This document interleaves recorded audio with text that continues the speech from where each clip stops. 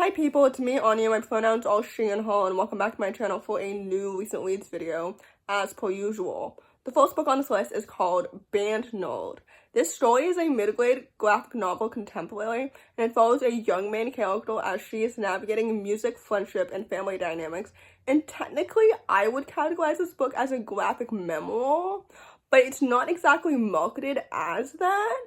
But I wish somebody had told me before I finished this book and read the author's note that this book is technically a graphic memoir, just because like a few things within the formatting of the story and the pacing of the story would have made more sense to me if I had known that it's supposed to be nonfiction versus fiction. Does that make any sense? For example, the big time jumps. However, though, I like the characters and the plot and the friendship and the music and everything. It's just that, like, because of the time jumps, I wasn't as connected to the story or to the characters as I could have been had I known prior to reading it that this book is supposed to be more of a nonfiction memoir than a fictional story. Does that make any sense? I really don't read a lot of nonfiction in general, if I'm being completely honest with you. But anyway, with that said, I rated this book 3 stars, so take that as you will. The next book on this list is called If We Were a Movie. This story is a YA contemporary following a black sapphic main character who's very academic driven until her nemesis catches her off guard. This book is set during the summer, and basically they work at a movie theater, which I think was so interesting. And I love a good, solid, like, co-working setting, just because, like, I don't know, I enjoy, like, a summer job setting. I loved the group dynamics. The characters were so well developed and so distinct. The sapphic romance is so cute, so sweet, so lighthearted. I loved the main character's relationship with her best friends, with her mom, with everything. Like, this book is so good.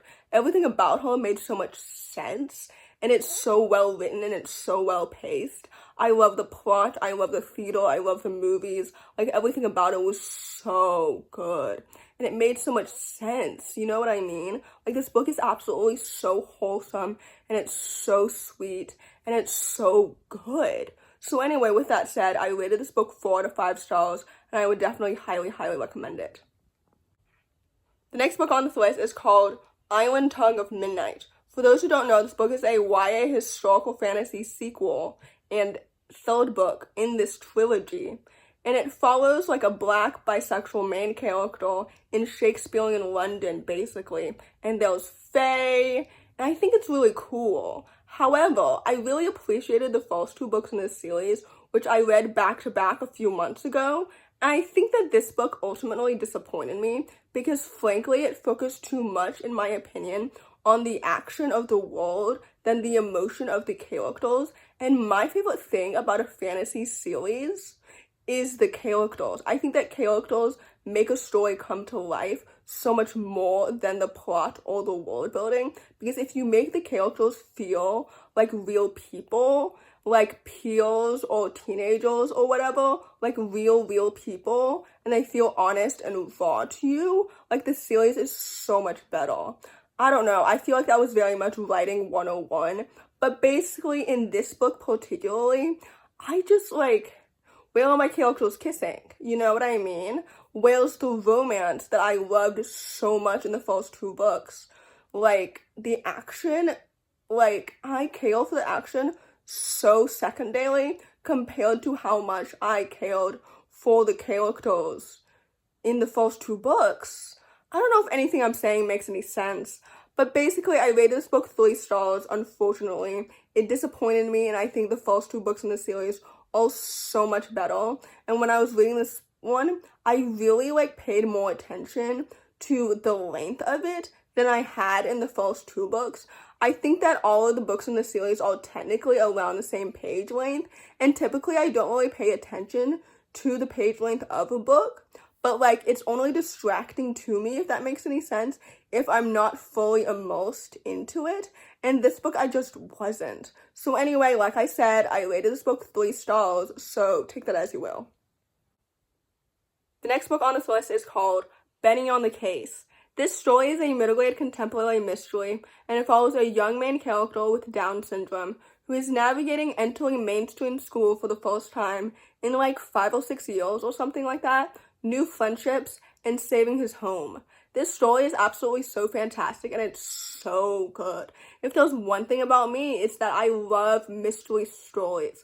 Like, I grew up reading Nancy Drew and the Hardy Boys and Agatha Christie and everything. But the thing is about mystery as a genre is that, like, in YA and adult books, it tends to veer into, like, thriller and horror sometimes.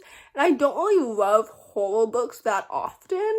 And thrillers is kind of like hit or miss because sometimes they're too violent. But in a middle grade setting, they can't be too bloody or too violent because obviously the audience is so much younger, which is why I prefer middle grade mysteries than YA or adult. But anyway, I digress. This book was so good and so wholesome. I love the characters and the family dynamics and the friendships and like the Newfoundland setting. I know nothing about that country, really, or that region in Canada. Like, I don't really read a lot of Canadian fiction, if I'm being completely honest with you. But anyway, I digress. I loved this setting in, like, this small town and the community and his relationships with, like, all the old people and everything. This book was so good. It's so wholesome and sweet. I loved the mystery and the plot and the characters and the setting and, like, everything about it. And I loved also the disability representation, of course. So anyway, with that said, I rated this book 4 out of 5 stars, and I would definitely highly, highly recommend it. The last book on this list is called The Corruption of Hollis Brown. This story is a YA contemporary queer romantic thriller, and it follows a young queer main character who gets possessed by a spirit with unfinished business. Does that make any sense? I hope that it does. I really enjoy this book, but however, I would say that I preferred Icarus over this book just because, like, in this book, I kind of got confused sometimes who was the main character and who was the spirit. And the ending doesn't really make that much sense to me. But I love the writing. It's so illustrative. I love the characters. They feel like real people. I love his family dynamics as well as his relationship with his best friends. Like, the queerness felt so normalized and so well done. And I enjoyed the mystery and the plot and the supernatural world building. And I got very wrapped up in the writing and in the story very, very quickly. Her writing has always done such a great job, like, hooking you in and keeping you there captured until the very end. Does that make any sense? I don't know if it does. But anyway, overall, I rated this book 4 out of 5 stars.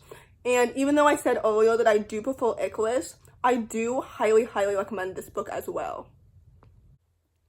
So in conclusion, the fact that this is my 5th recent reads video, recapping the books that I've read in April, really speaks volumes for how fruitful my April reading month has been. And for those who don't know, I won't be posting a May TBR. You've probably already figured that out by now, because I think this video will be uploaded by mid-May, if I'm not mistaken.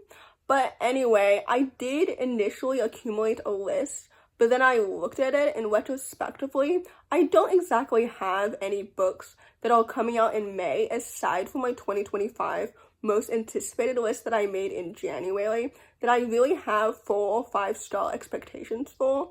And I could just lower my expectations for sure, but I don't want to do that. You know what I mean? I don't want to settle for mid books when I could be reading breathtaking, revolutionary books. You know what I mean? Does that make any sense? But anyway, in conclusion, I hope that you enjoy this video. I hope that this video helped diversify your bookshelf as per usual. And if you enjoy this video, please don't hesitate to give it a big thumbs up. Comment down below the helicopter emoji if you made it all the way to the end of the video.